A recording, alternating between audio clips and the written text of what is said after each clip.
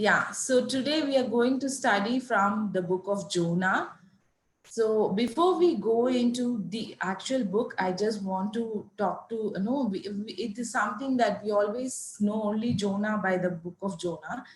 But there are written accounts about Jonah in other books of the Bible, especially we will go to 2 Kings chapter 14 verses 23 to 25. It talks about who was Jonah. I will read the verses, 2 Kings chapter 14 verses 23 to 25. In the 15th year of Amaziah, son of Joash, king of Judah, Jeroboam, son of Jehoash, king of Israel, became king in Samaria, and he reigned 41 years. He did evil in the eyes of the Lord and did not turn away from any of the sins of Jeroboam, son of Nebat, which he had caused Israel to commit. He was the one who restored the boundaries of Israel from Lebo Hamath to Dead Sea, in accordance with the word of the Lord, the God of Israel, spoke through his servant Jonah, son of Amittai, the prophet from Gath Hefer. So from these verses, and also we see in Jonah chapter 1 verse 1, that Jonah was the son of Amittai. And he was a prophet from Gath Hefer, a small border town in ancient Israel. Actually, it's Galilee. So that is his hometown. Gath Hefer is his hometown, and it's a small border town. And also he prophesied during the reign of Jeroboam too, and that is around 785 BC. So if we see, when we read the verses in 2 Kings 14, 23, 25, we see that Jeroboam too also was a very evil king. So if we see Jonah is a prophet of God, is a servant of God, and he prophesied during this evil king's period. And generally, when we see Jonah, we always remember the disobedience. But in this passage, we can see that he was a servant of God. And we also saw that the king restored the boundaries of Israel in accordance to the word of the Lord. So God was constantly using Jonah.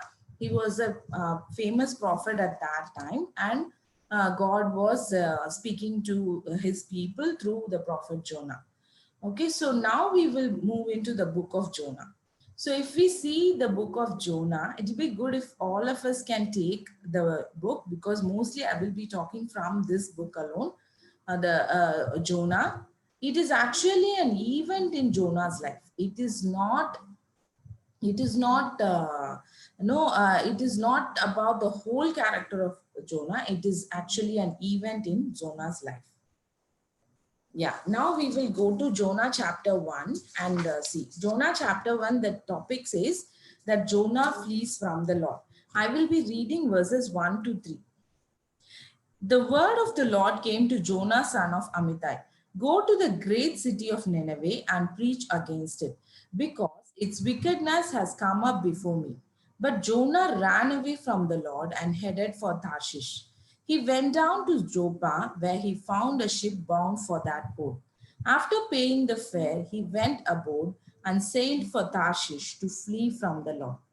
So here in these verses, we see that the Lord told Jonah to do certain things. He said, go to the great city of Nineveh and preach against it, because its wickedness has come up before me. So the Lord gives clear instruction to Jonah.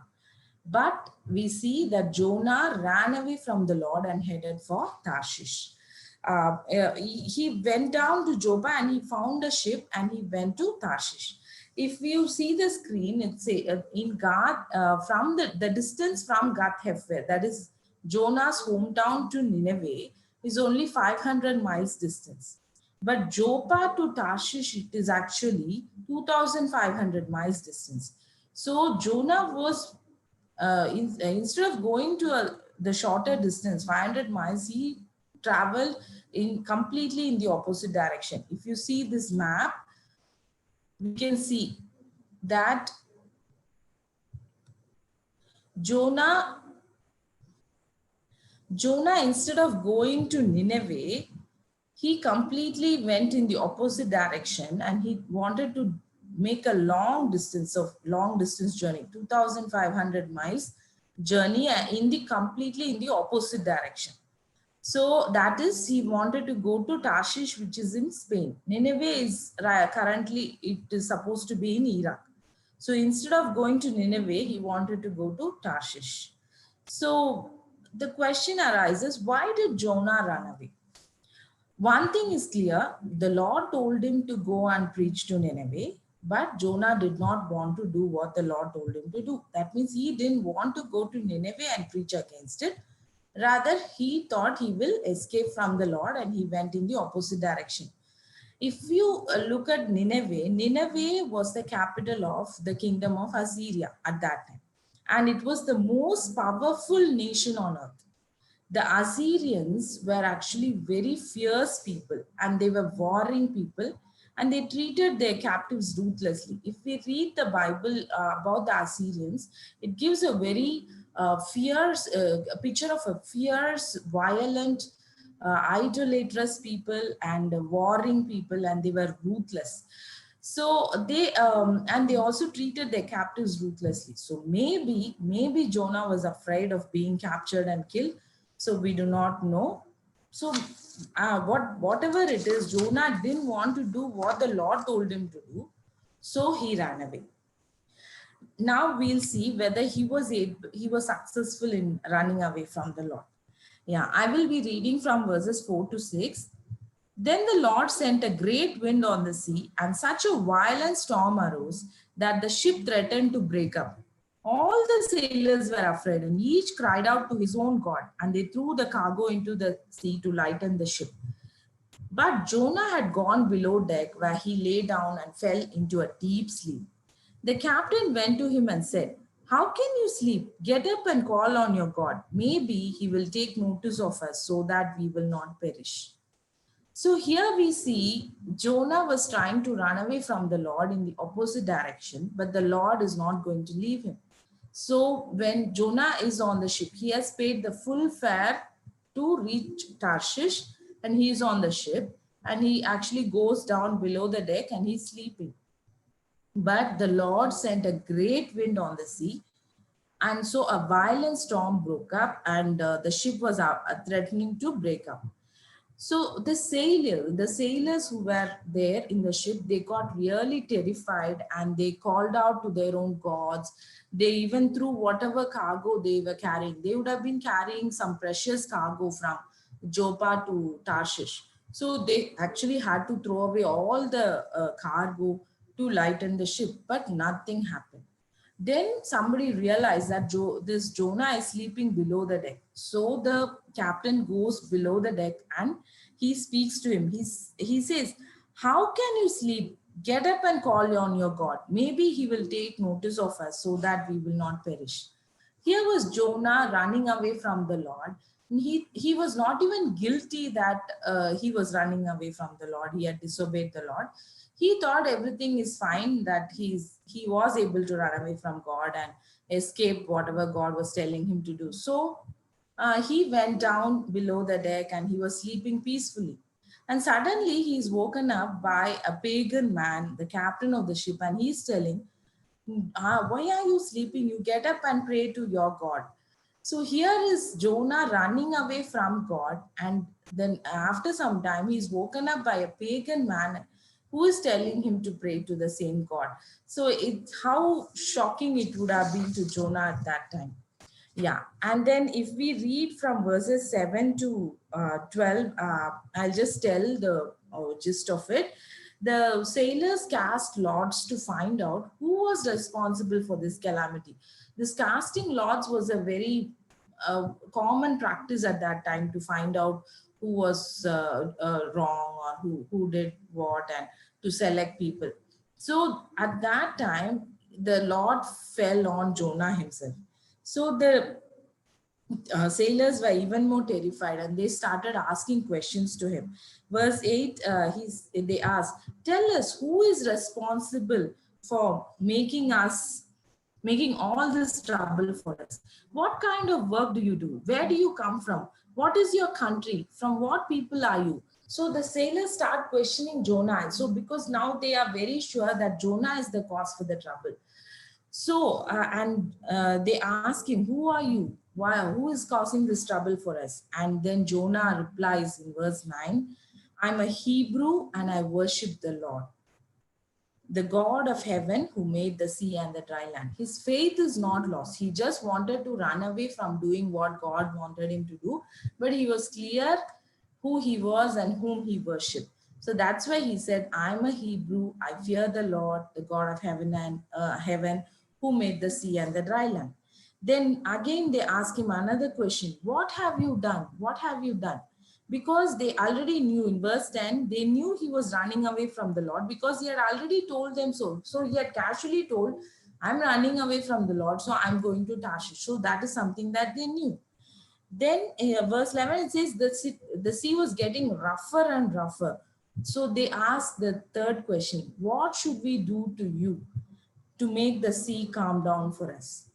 Now Jonah actually realizes his mistake and he confesses to them and says, pick me up and throw me into the sea. He replied, it will become calm. I know it is my fault and that this great storm has come upon you. So he confesses to them and he says, it's my fault. It's my fault that this storm has come upon you. So you just pick me up and throw me into the sea, then everything will be fine. But the sailors were actually good people. They did not want to throw him like that into the sea, because if a person is just thrown into the deep sea, there's no way he can escape. He has to die. And they also realize that he is actually an innocent man. Yes, he has disobeyed the Lord, but he's an innocent man. But verse 13, it says they tried their best to row back to land. So they tried with their human efforts to save Jonah, but nothing happened. They had no choice because the sea grew even wilder than before. So in verse 14, then they cried to the Lord, please, Lord, do not let us die for taking this man's life. Do not hold us accountable for killing an innocent man.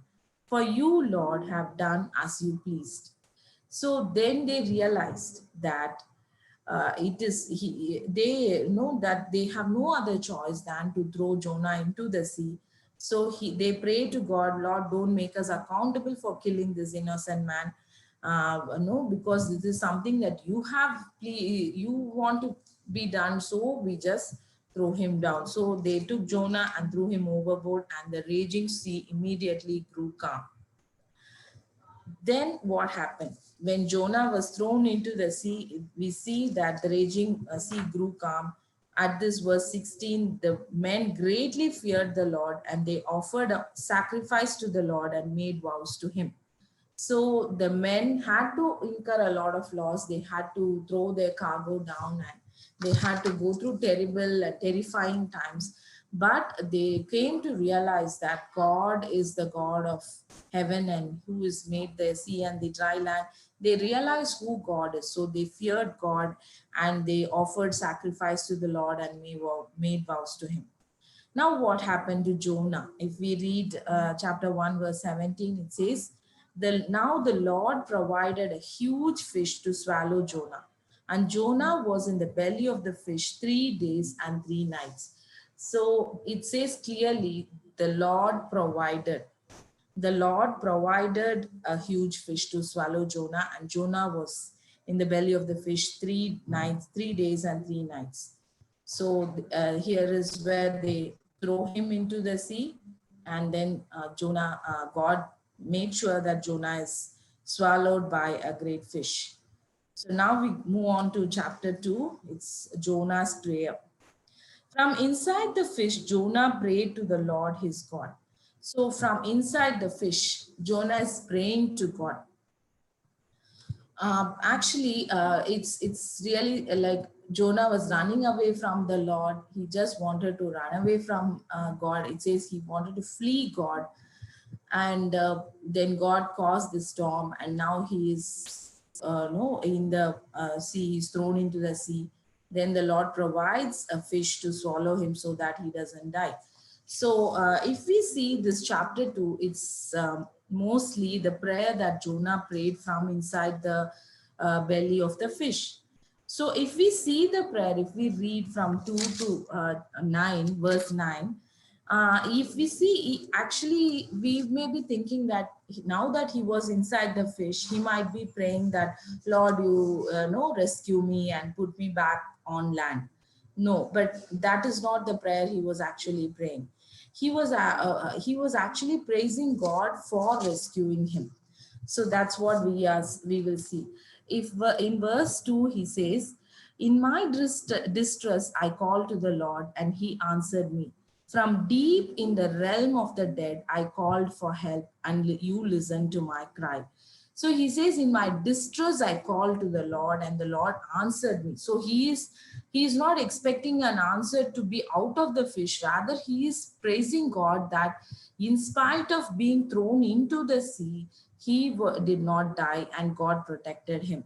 So from the deep in the realm of the dead, I called for help and you listened to my cry. So one thing we can know is that when Jonah realized that because of him, the storm came and all these things were happening, he realized his mistake.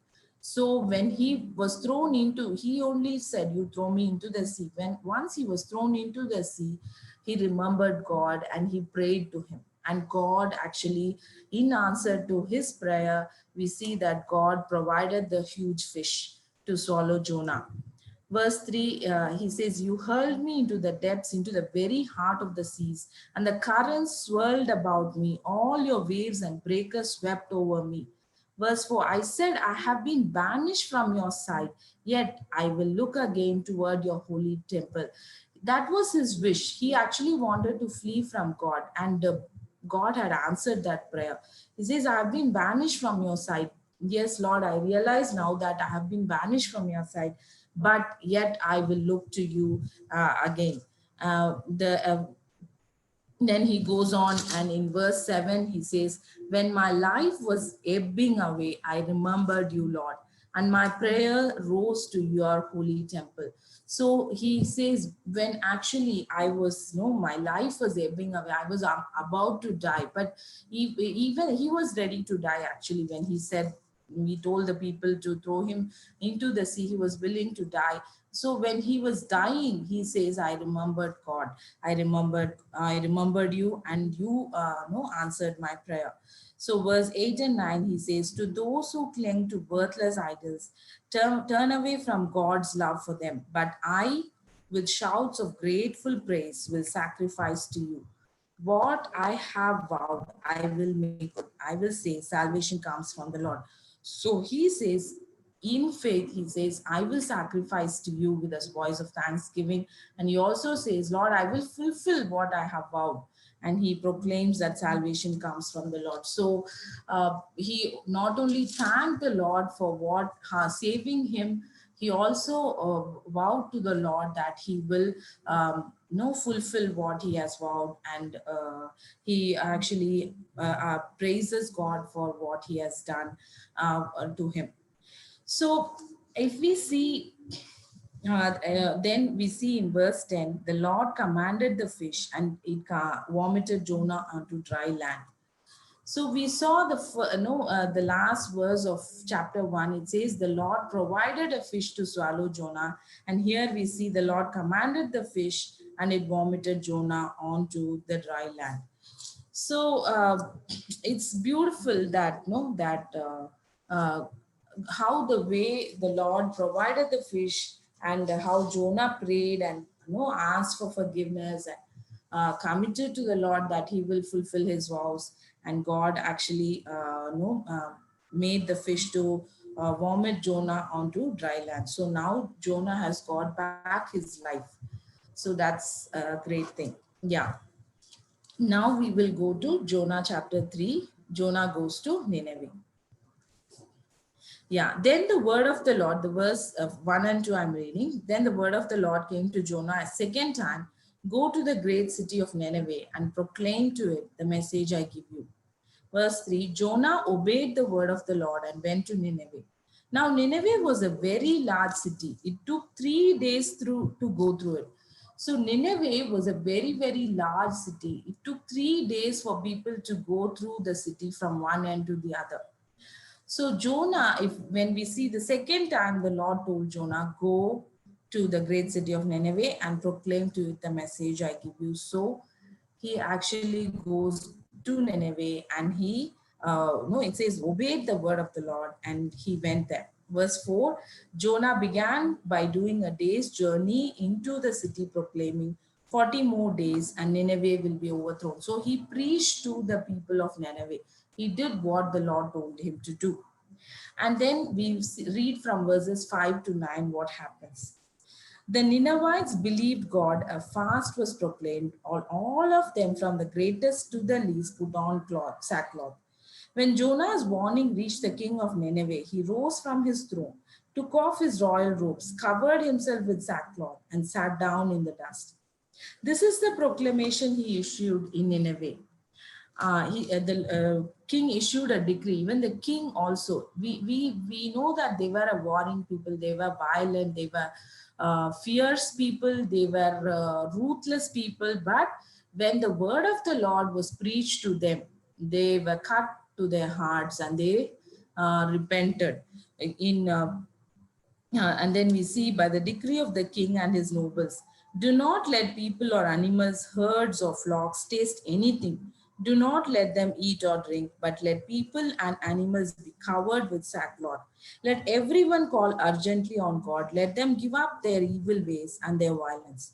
Who knows? God may yet relent and with compassion turn from his fierce anger so that we will not perish. So they believed the word of God that Jonah preached to them. They were cut to the heart. They put on sackcloth, and all the people, everyone from young to old, the king and everyone, they fasted and they prayed. They gave up their evil ways. And they were crying out to God, as the king says, who knows, God may yet relent with compassion, turn from his fierce anger so that we will not perish. So we see when Jonah preached, he said 40 more days and Nineveh will be overthrown. So the people heard Jonah's preaching and they repented. They gave up their evil ways and they looked towards God and they were expecting God's forgiveness. And verse 10, our God also saw that what they did and how they turned from their evil ways, and he relented and did not bring on them the destruction he had threatened. So God also saw that these people had repented, and when anybody repents, our God is a forgiving God, so he forgave them and he did not send the destruction that he had decided to, he had decided to kill them, destroy the whole city because their wickedness had come up before the Lord. But he relents because the people, they humbled themselves and they grieved and they repented and they looked up to God, and so God forgave them. Actually, even no Jesus, this was a great time of revival in the city of Nineveh at that time. Even Jesus spoke about it in Matthew chapter 12, verse 39 to 41. Jesus answered the people, saying, the people were asking for a sign from Jesus to believe. So Jesus answered them. He says, a wicked and adulterous generation asks for a sign, but none will be given it except the sign of the prophet Jonah. For as Jonah was 3 days and 3 nights in the belly of a huge fish, so the Son of Man will be 3 days and 3 nights in the heart of the fish.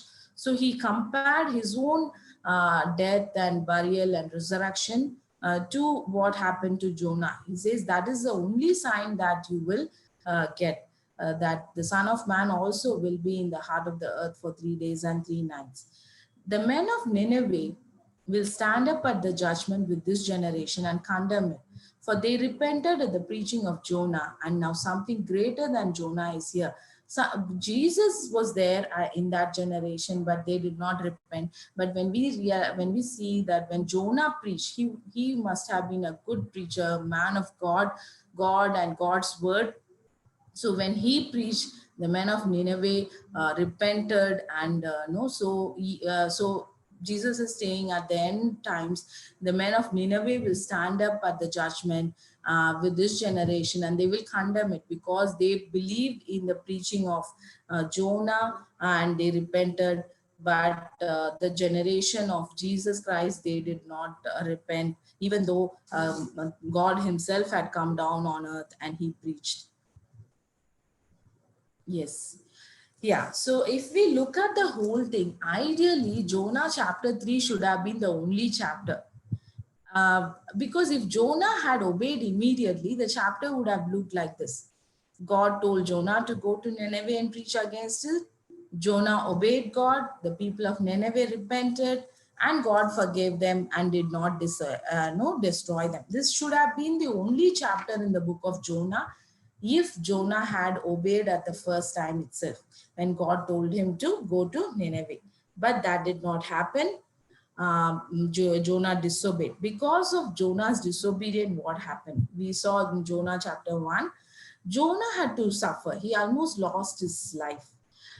He was as good as dead. He almost lost his life. He was granted the desire to be away from the Lord, so maybe completely dead.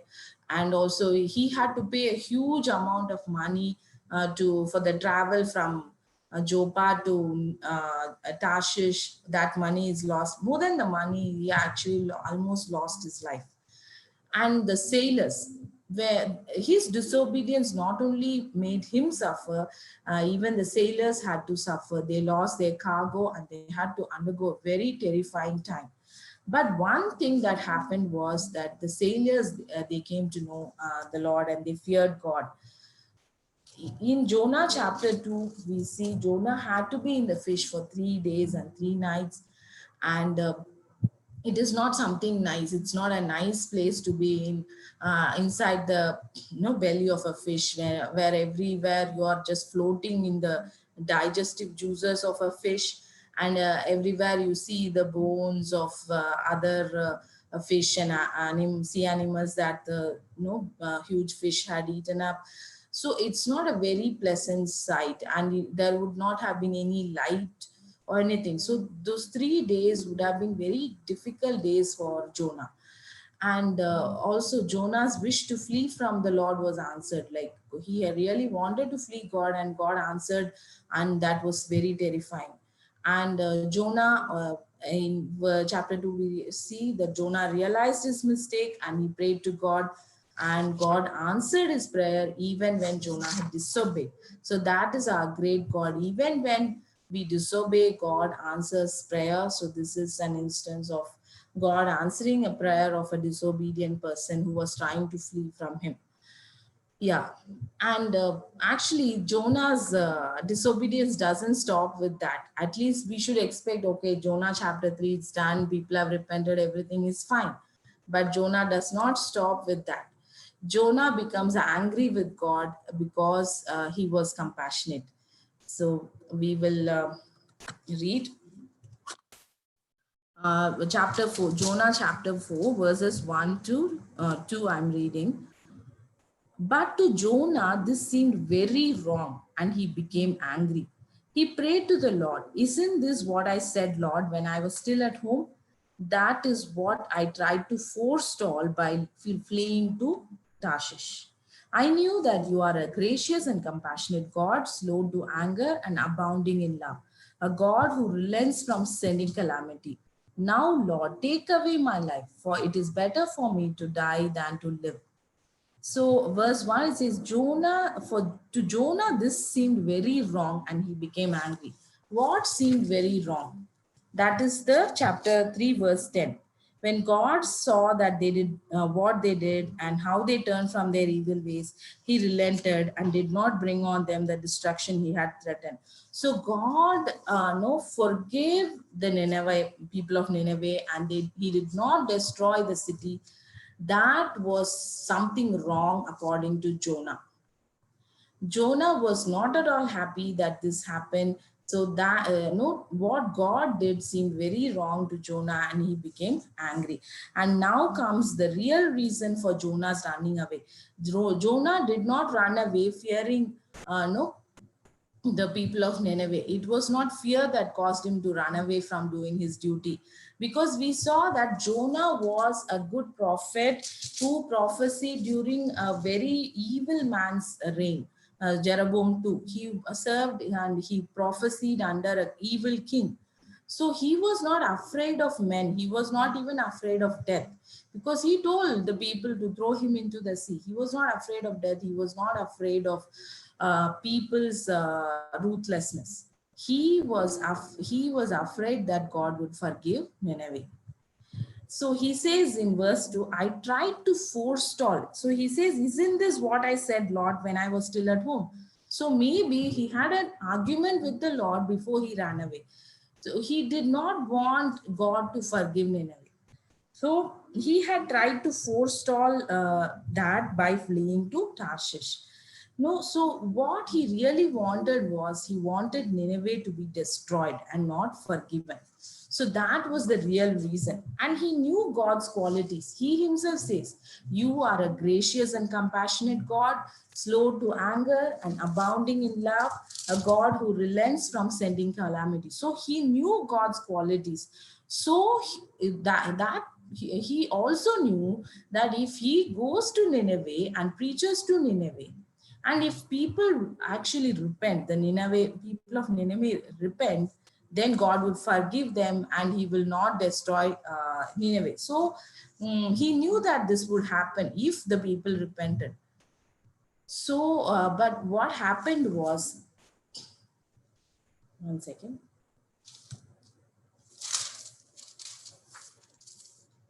Sorry, something came between. Yeah. So what happened was, that is the reason. So he knew that if he goes to Nineveh, then if the people repent, and then God would forgive them and he would not destroy Nineveh. So that is something that he did not want to happen. So he no ran away. He did not want God to forgive Nineveh. He wanted them to be destroyed. Basically, Jonah hated Nineveh because they were actually Israel's oppressors. So Israel was a very weak country and they were struggling under an evil king. But Assyrians, they were fierce and they were ruthless and they were oppressors. They were cruel and they were idolatrous people. So according to him, they were the chosen people, and God had to be gracious and compassionate to them, but not to these enemies of theirs. So he did not want God to forgive Nineveh and not destroy, because he actually wanted to see the destruction of Nineveh. He wanted to see that God will bring justice on Nineveh, and he would want the whole city of Nineveh to be under fire, just like what happened to Sodom and Gomorrah. He wanted to see that in Nineveh. But yeah, so he knew that in case these people repented, then God will not do that. So he ran away from actually doing what God wanted him to do.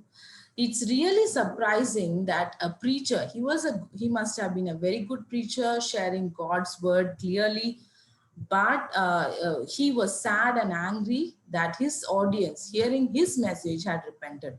So it's something like a controversial thing, but that is what was Jonah. So verse 4, God says, is it right for you to be angry? Is it right for you to be angry? God asks him. And so what happened? Jonah got very angry with God, and he just went to the east side. Verse 5 to 8, if we read, we'll see that he had gone out and sat down at a place east of the city. There he made himself a shelter, sat in its shade, and waited to see what would happen to the city. He knew that God had relented, but still he was waiting, hoping that Nineveh would be destroyed. But that didn't happen. So, and he had made a shelter and he was sitting. And verse 6, it says, the Lord provided a plant, a leafy plant, and made it grow up over Jonah to give shade for his head to ease his comfort. And when God provided that leafy plant, Jonah was very happy.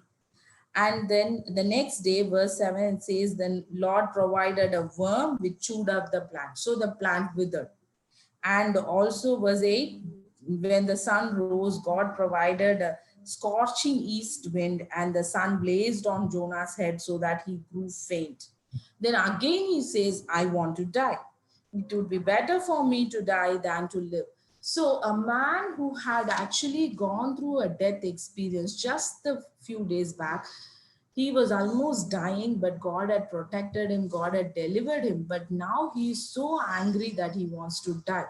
He wants to die because the people whom he hated were forgiven.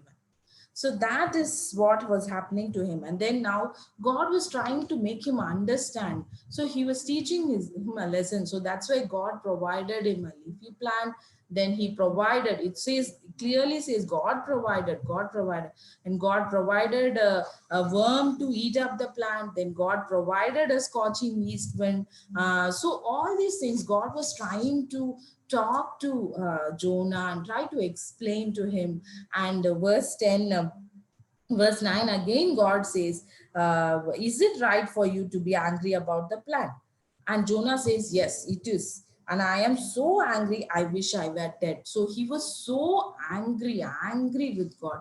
And he said, I want to die. And then verse 10 to 11, it's beautiful. I'll just read from it. The Lord said, you have been concerned about this plant, though you did not tend it or make it grow. It sprang up overnight and died overnight. And should I not have concern for the great city of Nineveh, in which there are more than 120,000 people who cannot tell their right hand from their left, and also many animals? So God is telling Jonah, you did not plant, no, you did not no plant this leafy plant. You did not tend it. You did not grow. It just sprang up and it died. But you are concerned about that plant. You are concerned about that one single plant which was giving you some comfort. But I am concerned about the great city of Nineveh. And he says Nineveh has more than 120,000 people who cannot tell their right hand from their left, and also many animals. So if we see, it's not that all the people who lived in Nineveh did not know what is left from right.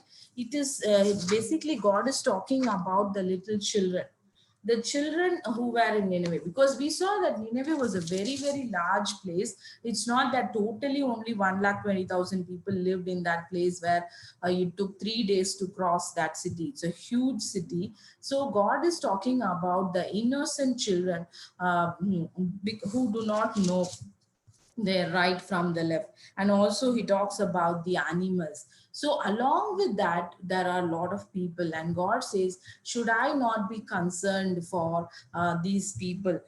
You are concerned about these petty things like this this plant that gave you a comfort and all that. But I am concerned about the people who do not know their right from the left. And I want to be concerned. So should I not be feeling sorry for such a great city? So that is what God spoke to Jonah. So God was patient and he was trying to tell Jonah what was happening. We do not know after that this chapter ends. So we really do not know what happened, whether Jonah understood God or he continued to remain angry. That is something that we do not know. But we will go to the key learnings from the book of Jonah. Please pay attention. I hope all of you are able to know clearly understand what was happening in the 4 chapters. Now we will just go to a few learnings from Jonah. First thing that we should all remember is that God is a loving father.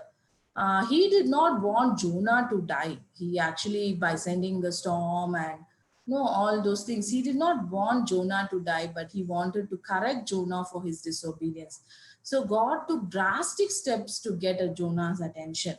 The same thing happens to us also. God does not delight in our calamities. He does not want to make our lives miserable by doing things which are no difficult for us, but rather he desires our fellowship. He is our loving father. He wants us to pay attention to him and obey him. So that's what he wants. So that's the same way he was trying to correct Jonah. So if we disobey, if we want to run away from God, we can see from the life of Jonah that God would go to any extent to bring us back. He would even send a storm and no whatever. Maybe we do not know whether this COVID situation was also an effort by God to bring back his children to him. So we can see that he does not delight in calamity, but he desires our fellowship. He wants us to pay attention to him and obey him. And if we disobey, if we try to run away, he will go to any extent to bring us back to him. So that is a wonderful God we have. He's our loving Father. And God does not give up on us. People might give up on us.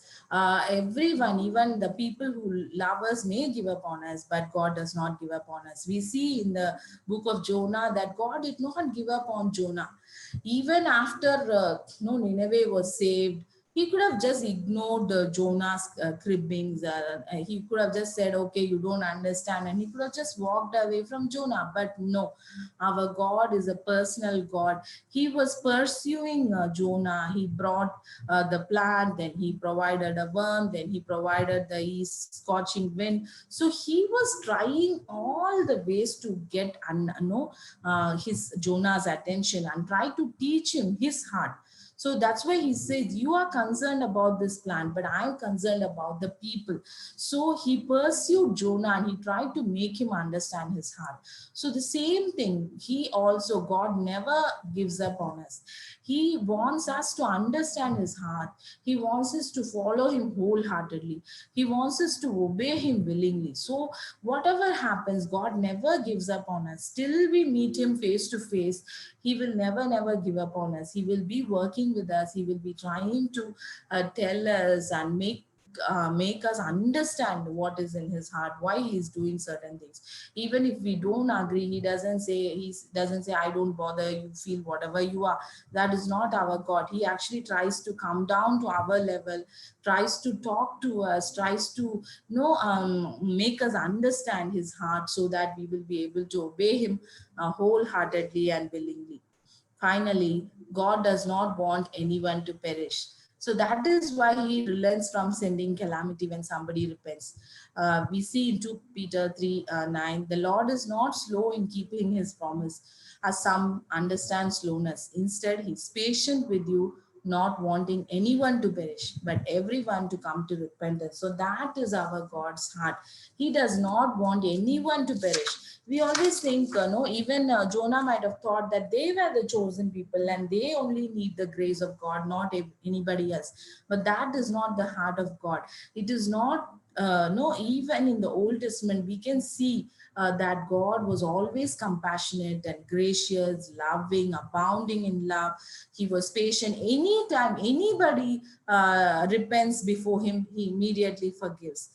He's even when Ahab once he felt bad for what he had done and he repented, God actually did not send the punishment that was meant for him. So God is always looking at a repentant heart. Last week we saw about the importance of repentance in our life. So not only believers, the whole world around, everyone, he wants everyone to come to repentance, so that he can give them life, and nobody needs to perish. So our God is a all loving Father. He loves us and cares for us. He does not want anyone to perish. He wants everyone to join him in eternity and have a wonderful relationship with him. So even if we are concerned about our petty issues in life, about our feelings, our emotions, and things like that, yes, God will work out on that. He will try to make us understand, but he will continue on with his main task of going about sharing the gospel to the nations, so that nobody will be will perish. Rather, everyone will have an opportunity to come to repentance. So that is our God. So in our lives, these are some things that we need to really understand. When God tells us something, the best thing is just to obey. It's when God says something, it's good we obey. It is futile to run from God. In David, in Psalms 139, 7 to 12, he says he tried to run away from God. He goes to the depths of the seas. He says, everywhere I tried to run away from you, I could not. So the same way, it is futile to run away from God. Jonah, he thought he can just run away to Tarshish and be free from God, but that didn't happen. He had to turn back all the way back to where he started. So it is God, it is very, very futile for us to run away from God, because God is sovereign and He's there all over, and we cannot run away from His presence. So even if we have many seemingly valid reasons to disobey, like for example, God tells us to do something, but we feel that it is difficult, it is painful, it's uncomfortable, it's difficult, but remember that God is always right. So when God is asking us to do something, so He is always right. He knows that our obedience is the best thing that can happen to us.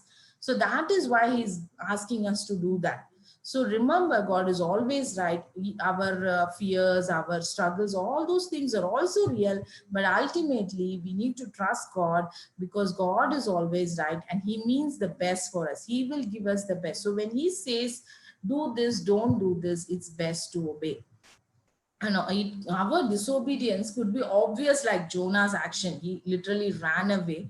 Or it could be in subtle ways we may be disobeying God. God might be saying, don't see that, don't do that, don't go there.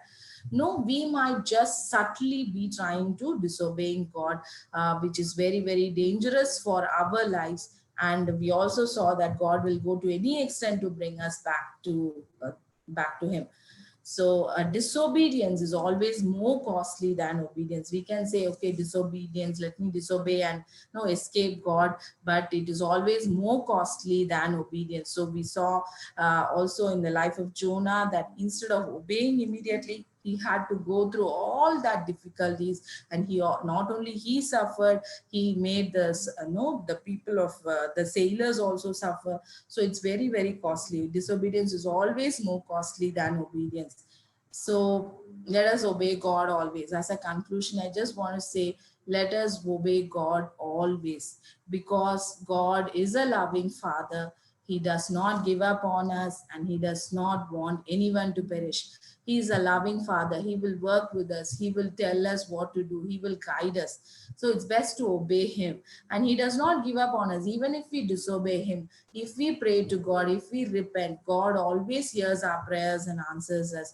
And He goes to any extent to get us back to Him. He desires our fellowship. So He is a very personal God. He's our loving Father, and He will not give up on any of us. The people might give up on us. They may feel that this person is not going to change, but God never thinks that way. He doesn't give up on us. He tries to come again and again and work on us and bring us back to obedience. And finally, whatever we think or say, even if we think that, okay, yes, God is a personal God, but ultimately His purpose is to save everyone, and He does not want anyone to perish. So even if we are not happy about what God is doing, even if we are not willingly obeying Him, God will still continue to carry on His purpose. He still forgave Nineveh in spite of Jonah's cribbing. He made sure that Jonah preached to Nineveh, and when the Ninevites, if the Ninevites had not repented, that Nineveh also would have been destroyed, just like Sodom and Gomorrah, but they repented. So that is the key. Repentance is the key to God's heart. So when they repented, God immediately forgave. So God will continue His work on the earth through individuals, to reach out to people, to proclaim His good news. If we do not relent, if we do not obey Him, we are the ones who will be missing on that. Rather, God as such will continue to work on. So the best thing that can happen to each of us is that we learn to obey God. As soon as He says, we obey Him in spite of the difficulties that we might face. We can be sure that God is with us and He will not leave us. and he will not forsake us. He will be with us in when we obey him always. So it's such a beautiful life that God has called each one of us. So let us always remember that disobedience is more costlier than obedience. So let us learn to obey God in all the ways possible. Whatever God is telling us to do, let us obey him wholeheartedly, willingly, and because God loves us and he cares for us and he has the best interest for us and for everyone else in this world. Let's pray.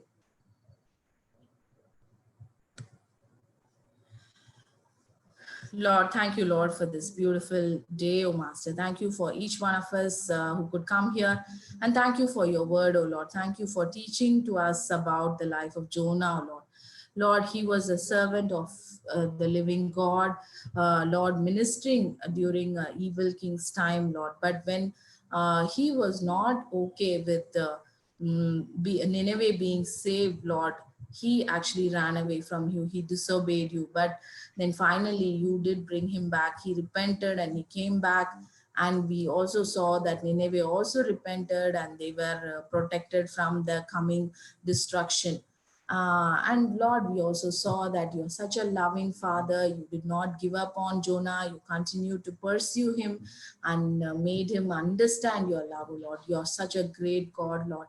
Lord, we are so thankful to you for, Lord, coming into each one of our lives, oh Lord. We are so thankful to you, Lord. Lord, at this time, Lord, we once again surrender our lives to you, Lord.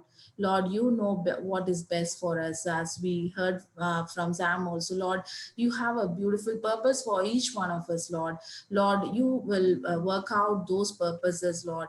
So we pray that we will, instead of being disobedient, we will be people who will willingly obey you all the days of our life, Lord. Every moment, every day, oh Lord, we will be people of obedience, Lord.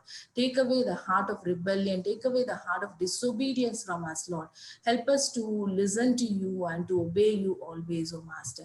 And we know, Lord, that you are going to work out salvation for everyone. Salvation belongs to the Lord. Yes, Lord. Yes, Lord. Salvation belongs to you and you alone.